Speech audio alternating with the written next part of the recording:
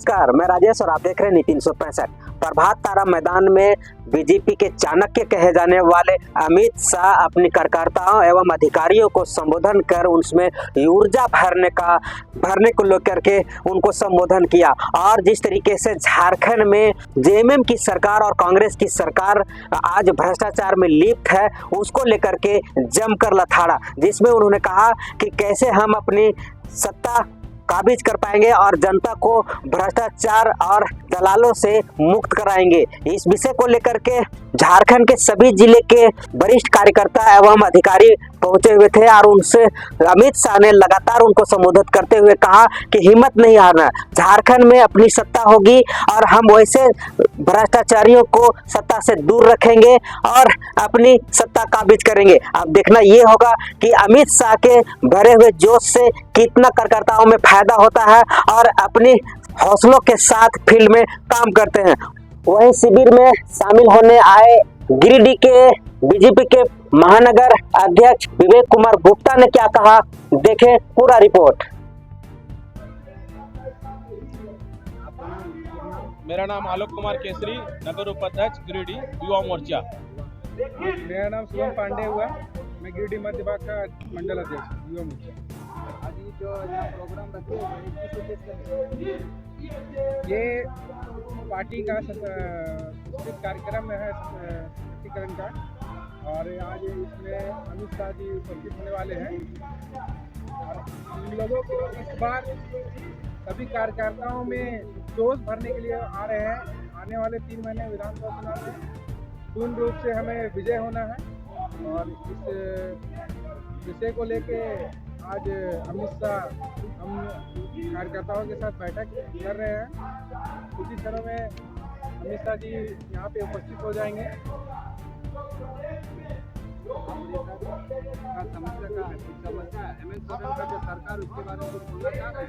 हेमंत सोरेन सरकार में बताने के लिए तो कुछ विशेष तौर से है नहीं।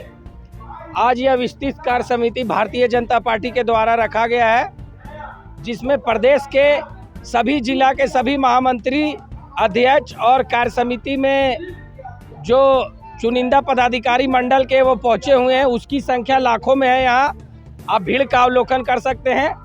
और हम लोग मुख्य रूप से यह संकल्प लेने आए हैं, यह निरंकुश, यह जुल्मी सरकार को हम सभी संगठन के कार्यकर्ता मिलकर हटाने का काम करेंगे। जिस तरह पिछले दिनों इस सरकार ने युवाओं को ठगने का काम किया है, छात्रों को ठगने का काम किया है, अनुबंधन कर्मियों को ठगने का काम किया है, आप पूरे झारखंड प्रदेश में देख सकते हैं क्राइम का पैराग्राफ कितना बढ़ा हुआ है, बलात्कार की घटनाएं कितनी हो रही है। अभी आप कल की घटना देख लीजिए, धनबाद में दिन दहाड़े हत्या हो रही है। राज्य के हर क्षेत्र में अराजकता का माहौल है। हम इस सरकार के बारे में क्या बताएं, जब से इस सरकार चुन के आई है अशांति का माहौल है। और भारतीय जनता पार्टी के एक एक कार्यकर्ता, एक एक संगठन के मजबूत सिपाही आने वाले दिनों में इस झारखंड सरकार को उखाड़ के फेंकने का काम करेंगे। और ये जो सरकार सांप्रदायिक रूप से लोगों को भड़काकर इस तरह का माहौल बनाना चाहती है, डर का माहौल, कि झारखंड में बंगाल और भी कुछ ऐसे प्रदेश है जहां माहौल हिंदू विरोधी, राष्ट्र विरोधी गतिविधियों को मजबूत किया हुआ है। इसी प्रकार की स्थिति झारखंड में सरकार लाना चाह रही है। और भारतीय जनता पार्टी के एक एक कार्यकर्ता इस सरकार का सारे मंसूबा को चकनाचूर करेगी और आने वाले दिनों में पूर्ण बहुमत से भारतीय जनता पार्टी का सरकार बनेगा। और भारत माता के जय लोग गर्व से बोलेंगे, जय श्री राम लोग गर्व से बोलेंगे। और एक एक आम जनता अपनी खुशी और अपने मेहनत से रोजगार, युवाओं को शक्ति मिलेगी, महिलाएं सुरक्षित रहेगी। हम आशा करते हैं इस कार्यक्रम का लाभ आज हमारे देश के गृह मंत्री अमित शाह जी इस कार्यक्रम में आ रहे हैं। हम लोग उन्हीं को बातों को सुनकर मार्गदर्शित होंगे और आगे के कार्यक्रम में हम लोग सहभागी बनेंगे। संगठन को मजबूत करने में हम लोग काम करेंगे। भारत माता की जय। बेरोजगारी जो सरकार, जब से यह सरकार चुन के आई है, आप रोजगार का नाम छोड़ दीजिए, कल ही देख लीजिए अनुबंध कर्मी, पुलिस कर्मियों पर लाठीचार्ज किया गया। यह सरकार सिर्फ बरगलाने का काम कर रही है। जो भी एग्जाम सरकार ने लिया है सबका प्रश्न पत्र लीक हुआ है। यह जो आप घोषणाएं देख रहे हैं, यह सिर्फ पेपर में मिल रही है, जमीनी स्तर पर जाइएगा तो आपको इसका स्वरूप अलग नजर आएगा। यह सरकार सिर्फ पेपर में चल रही है और मैं आपको पक्का बता सकता हूँ राज्य की हर जनता इस स्थिति परिस्थिति को समझ रही है। यह जो सरकार का मुखिया भ्रष्टाचार के आरोप में जेल जा रहे हैं, हम उम्मीद करते हैं कि आने वाले समय में ये जनता इस सरकार को उखाड़ फेंकने का काम करेगी और एक निष्पक्ष राष्ट्रवादी सरकार को राज्य में लाएगी, जिससे डबल इंजन का सरकार हमारे राज्य में काम करेगा। और जिस तरह रघुवर सरकार के काल में विकास की गति थी, उस विकास की गति को दोबारा लाया जाएगा।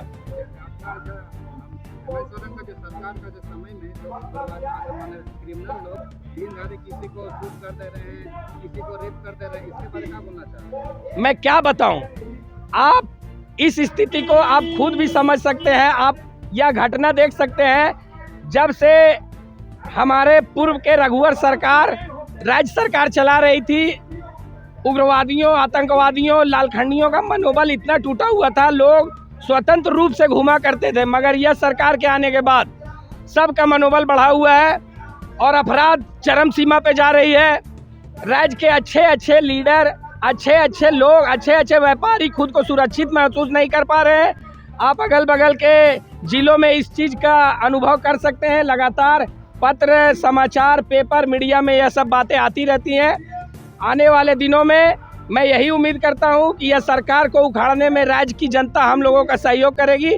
भारतीय जनता पार्टी का एक कार्यकर्ता साथ में खड़ा रहेगा, जिससे हमारा मजबूत संगठन भारतीय जनता पार्टी राज्य में चुनकर फिर आएगा और पूर्ण बहुमत के साथ ताकतवर सरकार बनाएगी और संपूर्ण विकास करेगी और जो विकास रुक चुकी है उस विकास को फिर से चालू करने का काम करेगी।